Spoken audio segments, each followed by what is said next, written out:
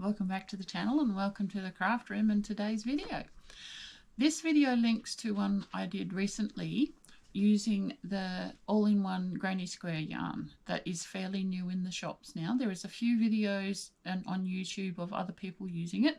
The one I did last was to do the mitered granny square, or the peacock. To me it looks like a peacock, end of a peacock wing. And I worked it out and I did a tutorial, and I ended up using a 6mm crochet hook to make my squares. But the thing is, I got my squares from mill ends. These are mill ends from our local Spotlight store. And the thing with mill ends is that they are factory overruns where they might be the wrong colour or the wrong weight or wound wrong. They're not exactly right, but they worked with a 6mm crochet hook, but they also made a more looser granny square. And to me, this is more in line with how flexible clothing is rather than a blanket. So I decided with my squares that I was going to make a jacket, and I needed to figure out how to do it. So I thought I'd make a video out of it. So I've got all my squares. I ended up with 43 squares, but if you notice, this one here turned out to be quite different in colour, quite a bit lighter than the majority. So we're reserving this one. We may not use it at all. I also have quite a bit of off-cut bits that don't make another square, but they'll be good for helping sewing it up. So that's all good. I also decided I needed a second colour to do things like cuffs and bands and the sewing up. So I picked this colour, which matches the inside colour. I didn't want to go too light because it's going to be quite startling as it is. So this is a yarn I can get more of. This is the 4 Season Spot Saver from Spotlight, and it is a similar thickness, so that's helpful too. I found one more mill end bag of the same yarn in case I need a couple more squares, so we've got that as well. And I've got set out here on the table a cardigan that I like the fit of, that is only got a slight bit of stretch, so it can be used as a template. And I'm going to show you, first of all, how to work out how many squares you need, and second of all, the different ways you can put them together, because they're square, they can go any way together. It really doesn't matter. So we'll just get it set up and we will look at the cardigan, and I will show you my idea of what to do. So this is the cardigan that I'm going to use as a template. I've laid it out as flat as I possibly can, and I've folded the sleeves so that we can see where the top of the shoulders are and the armpits, how far the armpits come out. This is a cotton cardigan, so therefore it does not have a lot of stretch, which is good, and I like the feel of it when I wear it. So we're going to use this as a template. The first thing I find that I need to do is I need to figure out how many squares does the back, and also I have to decide which way up I want my squares. So this side I'm going to do it with them this way up, so you can see that the different effects. So that looks like it's nearly 3 across, and we'll keep going down. No, I'll go that one there. So I may have to make a half one here. I'll have to decide that, because you've got to decide how busy you want the pattern to be. And this is quite a busy pattern. So I'm just going to lay these out. So you should be seeing the effect, the 3D effect that these squares are giving. So I'll stop there with that. On this side, I'll do them the other way up, so that you can see you've got a different, it's more like a fish scale pattern. So you've got to make sure, so that's not going to work. That might work. Just go down like this. But you've got to make sure you've got enough for the back first, because you can put less on the front, but you need to be able to cover the back. So like that, and like that. So now we'll just put these this way in the middle, so we know how many squares we need for the back. And that one there. So we've got, let's put that there. Was it rows of 4, 16. 16 squares to do the back. So I've got to retain 16 no matter which way I go, whether I do them with the dark down or the dark up. I need 16 squares to do the back. Right, so we'll put these aside. Whatever way I decide to do them, these are retained for the back. And what we do is we figure this out, and then we know what we need to make up with the darker yarn in like half triangles and pieces to make the whole cardigan. We'll know what shape we need because we're working with the squares, so the shapes we make have to work with squares. Right, so now I have to portion out what I need for the fronts and for the arms. So I still have 2 stacks of yarn here. So we now need to figure out what we need for a front. Now, I'm going to pretend that I'm doing it this way. I haven't decided, so, and with the arms, you can just go right into the armpit, and we can make the shape we need in there with the darker colour. So we just lay them out to figure out how many of each we need, keeping our pattern correct. This is just like a mud map of what we need. Like that. And what I will be doing is I will be sewing these together in big pieces and then laying them out again. See, like we've got this shape here. We need to put it with the back to see what the other side of this might be a perfect square with the back. So I'm going to stop with that one because I don't know if I'm going to add a rib at the bottom. So we need at least 2, 4, 7 for a side. So that's that 7. So it's 2, 3, 7. Right, so I've got enough put aside for the 2 sides. Now we just got to figure out arms. I'm not going to bother with pockets yet. And I have this many left of the 42. I'm not going to say 43 because if you remember that one was not quite the right colouring. So it would stand out. I'm trying to keep it the ones we have. All right, so you've got to remember this is folded over. So I'm going to put this on the fold of the sleeve so we know how many down it is. So it would be about 2 down, and it looks like I can fit another one here because that's almost at the curve. So I would say 4 for each sleeve. So that's 4 for that one and 4 for that one. And I've got 2 spare, which could be pockets later on, or if there happens to be a shape that would fit a square, like these ones, like I said before, I might be able to put one here and then the other one on the back, and that fills that gap. So we got 2 spare, which is great. So we now know we have enough squares to make the big general shapes. So the next thing I will show you is how I'm going to join them up. I'm going to use slip stitch into the back loop, and I'm going to do it with this colour, so each square gets a very thin outline of the blue, and it will tie it together, but it will also bring down the brightness of these other colours. It will just tone it down a little bit, and it will make it more of a cohesive colourings. I don't want to look like a circus tent. I want to look like a cardigan that I want to wear. So that will be the next part of the video.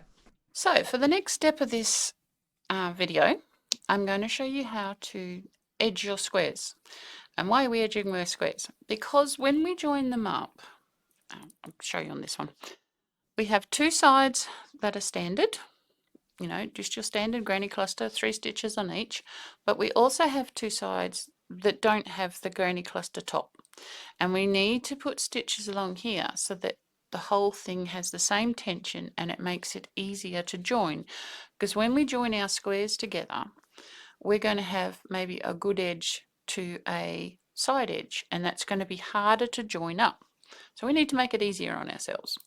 And what I'm going to do for my ones is I'm going to do this edging. Now, this is single crochet edging, and I do recognize it's very hard to see. Let's put that on top. That's because I'm going to use this very dark blue. It is the same color that's in the corner here. But that's not going to show up very well in the video, so I'm not going to show you with that, but I will show you how to do this edging and how to space your stitches so that you can join your squares better together.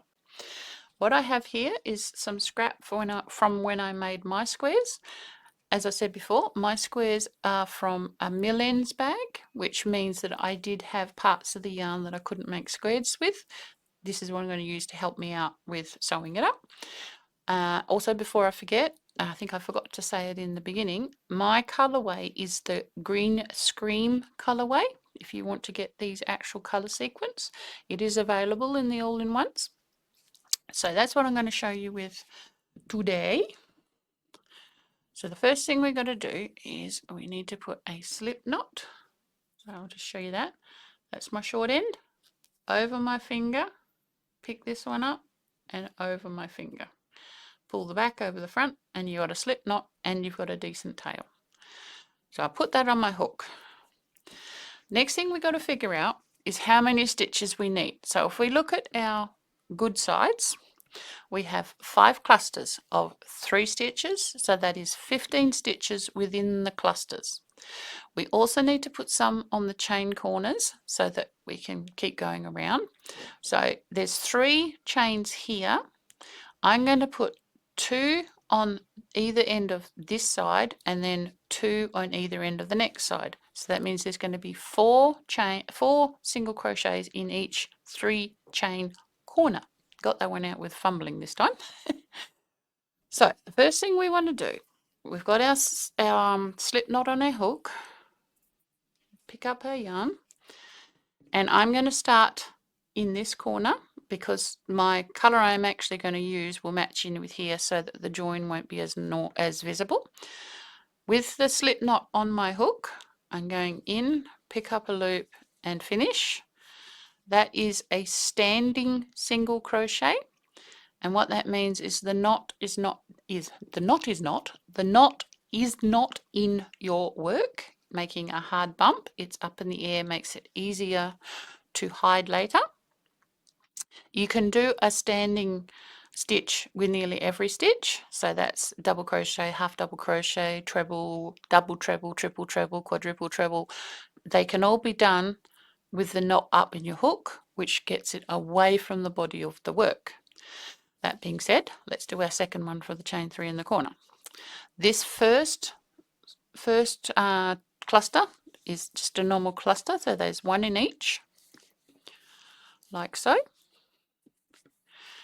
And now we're on to a side cluster. So what you need to do, we need to get 3 stitches in this red part before we get to the yellow. And my principle, every part of this stitch will have 3 loops of thread. So I make it a point to go under 2 and over 1. You can see the 1 there. Under 2 on the top. There. So and then we go pull through and do that. I'll do the next one. So that's under 1 there, and then I've got 2 behind me, and pull it up. What this does is that it spaces your stitches, but it also doesn't distort the stitch below it. So if I'd have gone over 3, I would have put a big hole there, and it doesn't look as nice. So we need another one, which I'm going to put right here in the last bit of red before we get to the yellow. So doing the same thing again, under 2, over 1, that one, under 2, over 1 on that one, come down a little bit, under 2, over 1 on that one. So this is going that direction, so we're going from the bottom of the stitch to the top of the stitch. I will actually do the next 2 sides, and then I'll come and back and show you the other side because it is different on the other side. You wouldn't think so, they're the same stitches, but it's just how you look at them, they look different. Now this one you've got to be careful because this is the one right at the top. You've got to be careful you get the spacing on this one. Same principle. Under 2, above 1, depending on how you look at it. And now for this last one, this is where we had the chain 3. Now the chain twists as we go around the corner, but we want the very, very first chain to finish off the 3 of this side. So there is 17. So we need to do the next 2. 1 and 2. And then we do the first 2 for this top one. So this one here will be the plain grannies, and so will that one, and I'll come back and I'll show you the last part of this part.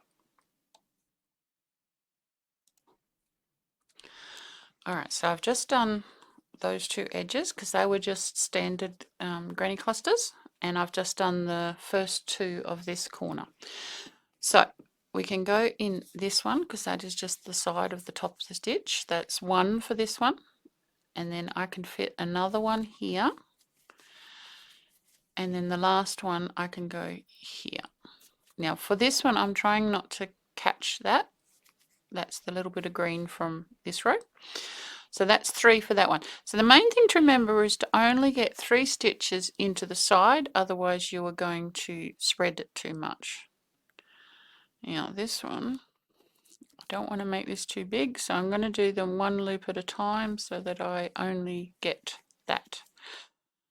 Right, so that's 1, 2, and then this one, I'm going to go in there. I want to make sure that I get it enough. See, like that's a little bit visible there, but we can push that up and it closes it a bit. So the next one, now there's quite a bit of a gap there, but we do want to do that because this is the side that can spread out if we don't watch it. And we don't want it to spread out because that will distort our shape. So still getting 3 in each one before the next color starts. I left that out because this is just our trial one to show you how I'm doing it. So the next one, now got to be careful here. I'm going to put it there.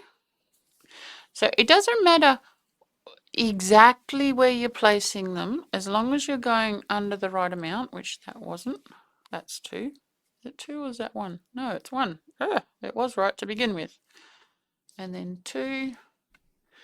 And then this last one, I'm going to pick up this one and I'm going to pick up that one because this is pulling away a bit from the corner and I want to bring it back. Split that stitch, bring it back. Yeah. So that's just brought that stitch closer to the edge, and I'll just wiggle it a bit as well. So now we're back to the last one of this row because this first row was just a normal granny square row, so we can just go into the stitches. 2 and 3, and don't forget your last 2 single crochets in the beginning chain. That way we have the full 19 for each side. So I'm just going to join with a slip stitch here. If I was just doing all my squares in a row, I would do a needle join here so that, you know, it's nearly invisible. I'm just going to do 1 chain. So we'll show you that. Every row, lay it down here, every row and every edge, what's happening with my words today, has 19 stitches. And the only holes we have are the chain 3s in the corners. So that's cool. Very cool. Put that up there so it can keep traveling over there. So the next bit is the join. So I like to have the yarn at the back, and I'm going to show you how I do a slip stitch in the back loop join. So the first thing you want to do is you want to pick up the back loop of the next stitch. Pick that up like so. This one's quite tight because this is also the stitch that we slip stitch the join on, but you can see it. And what I'm going to do, this is one that I have an edge, but if I start on, there's 3 chain in this corner, so if I start on the second chain of this corner, my numbers will work out. So I've gone through the back loop of this one and the back loop of that one in the corner, pick up a loop and pull through both. You need to keep the same sequence all the way. Every time you do it, if you start with the one in your right hand, you're always picking up first from your right hand. So back loop, pick up from the back, pull through both, pull through the top. As this is a slip stitch, you need to watch you don't let it get too tight because it will pull up. So every now and then just check it. Just do another one and then I'll show you. Pull that, and as you can see, it's making like a knit stitch here. This is our slip stitch, but it's keeping all of this one on that side and all of this one on that side. I generally try to do the join with the same color that's on the very edge. It nearly becomes invisible. It's not totally invisible. If you want totally invisible, I would do mattress stitch, but this one allows you to do it with your crochet hook rather than a needle. Yeah, different joins for different things. I like this one because it gives a very flat join and is very good for clothing and baby blankets. So now that you know what I'm doing behind, I'll put it this way so it's a bit easier to see. So we pick up the next stitch here and the next stitch here. Pick up a yarn, pull it through. And you work your way along. I'll just do this one. And as you can see, this cluster matches up with this cluster. You can't see that one very well. This cluster matches up with 3 on the side of this one, so it's basically matching clusters. And that's why we had to edge it first, so that the stitches would match up and it wouldn't bunch anywhere. So you slowly work your way along.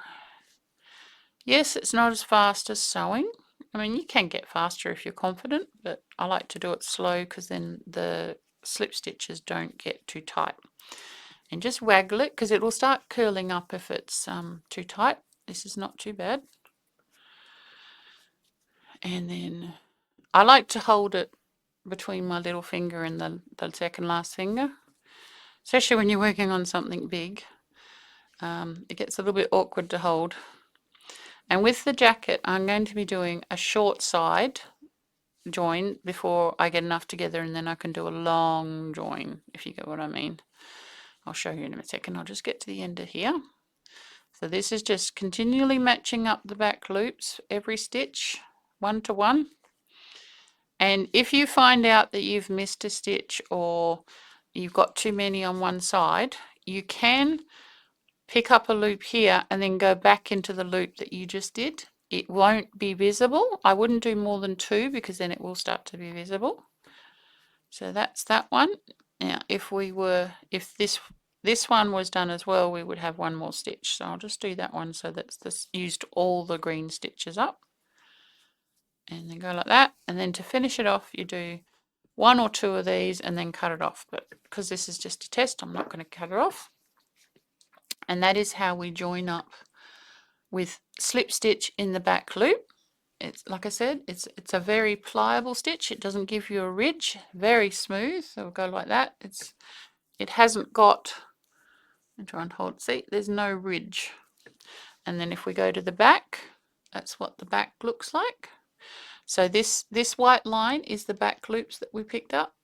This this is our this is the slip stitch.